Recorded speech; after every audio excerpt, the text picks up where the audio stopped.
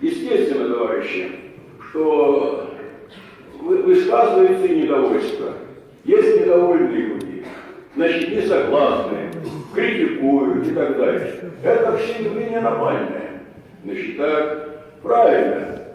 Я бы сказал так, что вообще, если в мэрии не критикуют и не говорят, то это в мэрии не работает. И мэр не работает, так? Здесь ищите дела. Но дело в том, я бы здесь остановился, конечно, значит, критика и критиканство, причем еще даже организованное, это большая разница, значит, так? Вот тут у нас и не совсем ладно складывается, понимаете?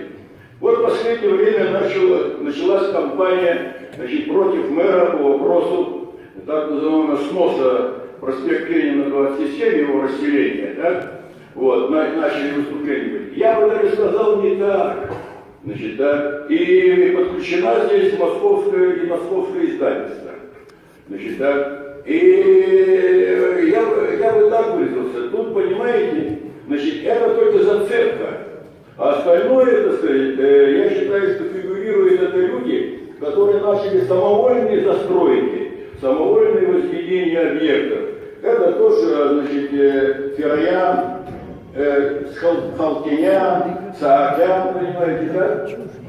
И, так сказать, вот это начинается, так сказать, преподноситься как неправильные действия мэрии.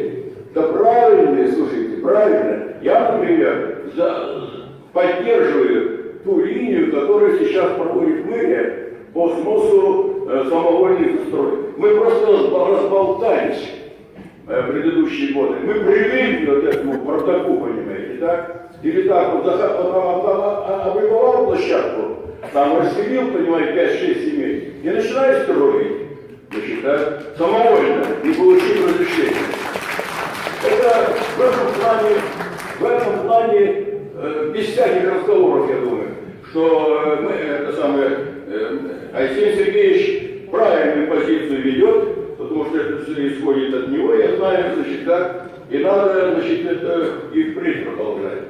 Тут, конечно, я бы отметил, что такую вещь нельзя не согласиться с авторами некоторыми в отношении того, что у нас пока, Арсений Сергеевич, слабо работают контрольные наши, так сказать, вот, органы, которые могли бы вот это все заметить в зачатке, когда, так сказать, появились только признаки, что начинается самовольная застройка, значит, там и начинает расхищать, там, и так далее, и так далее. Вот это. Мы уже больше всего, как уже, когда появляется или коробка, понимаете, значит, это не пойдет. Это дело не пойдет, значит, в этом плане надо Арсений Сергеевич перестраиваться, да. Я думаю, у меня такие соображения, что надо функции контроля вот за самовольной застройкой возложить на округа, в первую очередь, потому что они ответственны за свои территории, значит, да, и пусть они следят, а они там внутри уже сами пусть решат, распределять участки своей территории по работникам своим, и, конечно, на службу главного архитектора. Значит, да. Но в этом случае, видимо, надо будет нам другую связь здесь организовать, чтобы мы округам, значит, давали информацию. Это должен давать департамент градостроительства. Значит, какие объекты разрешены строительству, чтобы они знали. Значит, да. И чтобы видели уже конкретно, чувствовали, что какие объекты начинаются самостоятельно, строятся самовольно.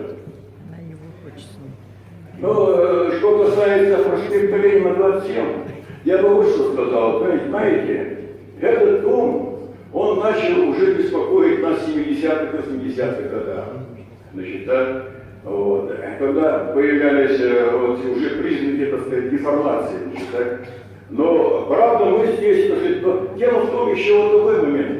Вот эти дома, первые дома, возведенные в городе Якутске, и, значит, я не знаю, как сейчас называется, по какому методу фундаменты, они без свайных, без продуваемого подполья. Рампалки домов лежат прямо на грунте.